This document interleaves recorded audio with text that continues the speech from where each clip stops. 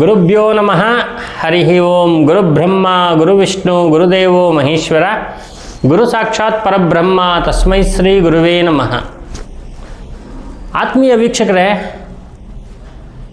ನೀವು ವಿಶೇಷವಾಗಿ ಬಹಳ ಕಷ್ಟಪಟ್ಟಾಗ ದೇವರ ಮೊರೆ ಹೋಗ್ತೀರ.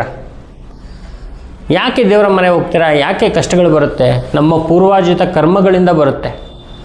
ಆ ಥರ ಕಷ್ಟಗಳು ಬಂದಾಗ ನಾವು ಬಹಳಷ್ಟು ಒಂದು ತೊಂದರೆಯಿಂದ ಸಂಕಟ ಪಡ್ತಾ ಏನಪ್ಪ ಮಾಡೋದು, ಮುಂದೆ ಏನಪ್ಪ ದಾರಿ ನಮಗೆ ಅಂತಕ್ಕಂಥ ವಿಚಾರದಲ್ಲಿ ಯೋಚನೆ ಮಾಡ್ತಾ ಕೂತ್ಕೊಳ್ತೀವಿ.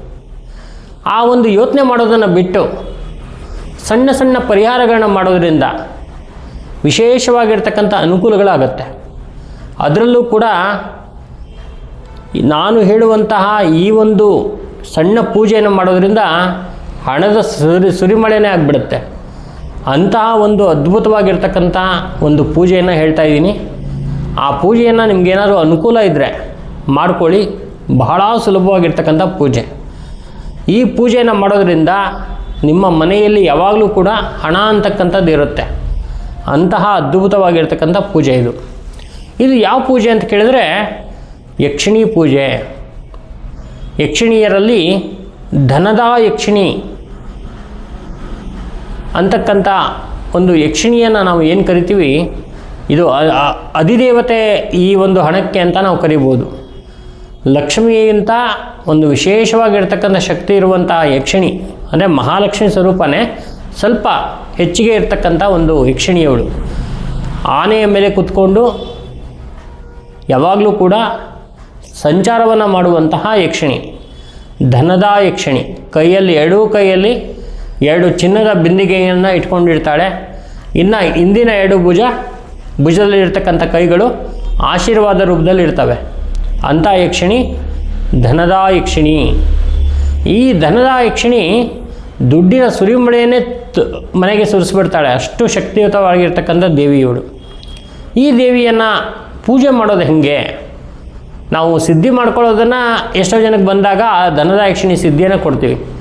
ಆದರೆ ಪೂಜೆ ಮಾಡ್ಕೊಳ್ಳೋದು ಹೆಂಗೆ, ನಾವು ಅನುಕೂಲ ಮಾಡ್ಕೊಳ್ಳೋದು ಹೆಂಗೆ ಅಂದರೆ ನೀವೇನು ಮಾಡಬೇಕಪ್ಪ ಅಂತ ಹೇಳಿದ್ರೆ 9 ಶುಕ್ರವಾರಗಳ ಕಾಲ ಅಥವಾ 9 ಅಷ್ಟಮಿಯ ಕಾಲ ಈರುಳ್ಳಿ ಬೆಳ್ಳುಳ್ಳಿಯನ್ನು ಮುಟ್ಟದೇನೆ, ಮಾಂಸಾದಿ ಆಹಾರಗಳನ್ನ ಮುಟ್ಟದೇನೆ ಆವತ್ತಿನ ದಿವಸ ಶುದ್ಧರಾಗಿ ಬಿಳಿಯ ವಸ್ತ್ರವನ್ನು ಉಟ್ಟು, ಗಂಡು ಮಕ್ಕಳಾದರೆ, ಹೆಣ್ಣುಮಕ್ಕಳಾದರೆ ಯೆಲ್ಲೋ ಕಲರ್ ಹಳದಿ ವಸ್ತ್ರವನ್ನು ಉಟ್ಟು, ಸಂಜೆಯ ಸಮಯದಲ್ಲಿ ಒಂದು ಮಹಾಲಕ್ಷ್ಮಿಯ ವಿಗ್ರಹವನ್ನು ಅಥವಾ ಒಂದು ಅರಿಶಿಣದಲ್ಲಿ ಮಾಡಿರ್ತಕ್ಕಂಥ ಒಂದು ಗೋಪುರ ಆಕಾರದಲ್ಲಿ ಇರ್ತಕ್ಕಂಥ, ನೀವೇ ಸ್ವತಃ ಕೈಯಿಂದ ಮಾಡಿರ್ತಕ್ಕಂಥ ಒಂದು ಗೋಪುರವನ್ನು ವಿಳ್ಯದೆಲೆಯ ಮೇಲೆ ಇಟ್ಟು ಈ ಯಕ್ಷಿಣಿ ಪೂಜೆಯನ್ನು ಮಾಡಬೇಕಾದ್ರೆ 9 ದೀಪಗಳು ಬೇಕಾಗತ್ತೆ.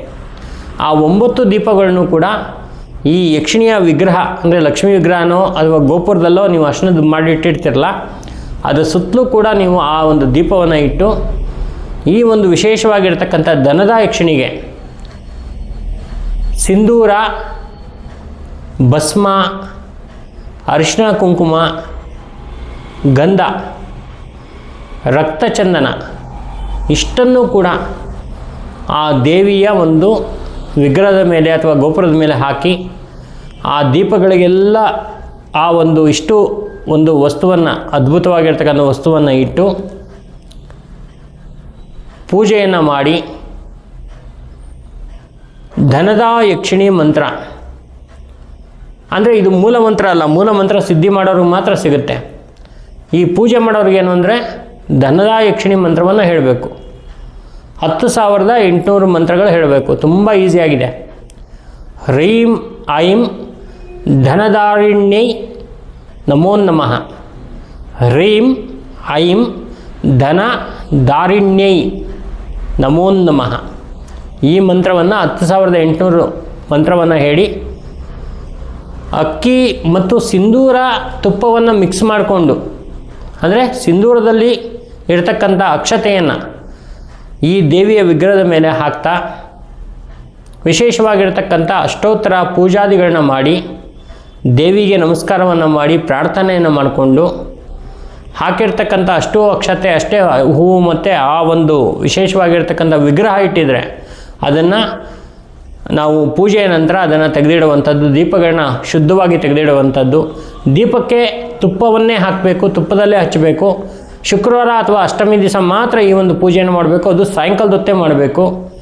ಮತ್ತು ಏನಾದರೂ ನೀವು ಅರಿಶಿಣವನ್ನು ಮಾಡ್ಕೊಂಡಿದ್ರೆ ಅದನ್ನು ಮಾರನೇ ದಿವಸ, ಶನಿವಾರ ದಿವಸ ಅದನ್ನು ಪುಡಿ ಮಾಡಿ ನಿಮ್ಮ ಒಂದು ಸ್ನಾನಕ್ಕೆ ಹಾಕಿ ಎಲ್ಲ ಮನೆಯವರೆಲ್ಲ ಸ್ನಾನ ಮಾಡ್ಕೊಳ್ಳುವಂಥದ್ದು.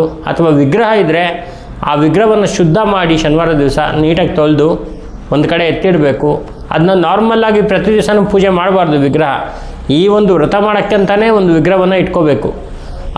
ಯಾವಾಗ 9 ಒಂದು ವಿಶೇಷವಾಗಿರ್ತಕ್ಕಂಥ ದೀಪ ಇಟ್ಟು ಪೂಜೆಯನ್ನು ಮಾಡಿ ನೀವು ಆ 9 ಶುಕ್ರವಾರಗಳ ಕಾಲ ಅಥವಾ ಅಷ್ಟಮಿಗಳ ಕಾಲ ಮಾಡ್ತೀರಾ, ಆ 9 ಶುಕ್ರವಾರ ನಂತರ ಆ ಒಂದು ವಿಗ್ರಹವನ್ನು ನೀವು ದೇವಾಲಯದಲ್ಲಿ ಕೊಡಬೇಕು. ಯಾವುದಾದ್ರು ಲಕ್ಷ್ಮೀನಾರಾಯಣನೋ ಅಥವಾ ಶಿವಪಾರ್ವತಿನೋ ಇರುವಂಥ ದೇವಸ್ಥಾನದಲ್ಲಿ ಈ ವಿಗ್ರಹವನ್ನು ಕೊಟ್ಬಿಡಬೇಕು. ಅದು ನೀವು ಪಂಚಲೋಹದ ವಿಗ್ರಹ ತಂದು ಇಟ್ಕೊಂಡ್ರೆ ಸಾಕು. ಅಥವಾ ಅರಿಶಿಣದಲ್ಲಿ ನೀವು ಮಾಡ್ಕೊಂಡಿದ್ರೆ ಅದನ್ನು ಸ್ನಾನದಲ್ಲಿ ನೀರಲ್ಲೇ ಹಾಕಿ ನೀವು ಅದನ್ನು ಹಾಕ್ಕೊಳ್ಳಿ. ಈ ಒಂದು ಯಕ್ಷಿಣಿ ಮಂತ್ರವನ್ನು ಹೇಳಿ ಪೂಜೆಯನ್ನು ಮಾಡೋದ್ರಿಂದ ಒಂದು ಸಾಕಷ್ಟು ಧನ ಕನಕ ವಸ್ತು ವಾಹನಗಳು ನಿಮಗೆ ಅನುಕೂಲ ಆಗುತ್ತೆ, ಅಭಿವೃದ್ಧಿ ಆಗುತ್ತೆ, ಜೀವನದಲ್ಲಿ ಎಲ್ಲವನ್ನು ಪಡ್ಕೊಳ್ತೀರಾ. ಬಹಳ ಸರಳವಾಗಿರ್ತಕ್ಕಂಥ ಒಂದು ವಿಧಾನ, ಧನದ ಯಕ್ಷಿಣಿಯ ಅದ್ಭುತವಾಗಿರ್ತಕ್ಕಂಥ ಪೂಜೆ ಮಾಡ್ಕೊಳ್ಳಿ, ಅನುಕೂಲ ಆಗೇ ಆಗುತ್ತೆ. ನಮಸ್ಕಾರ.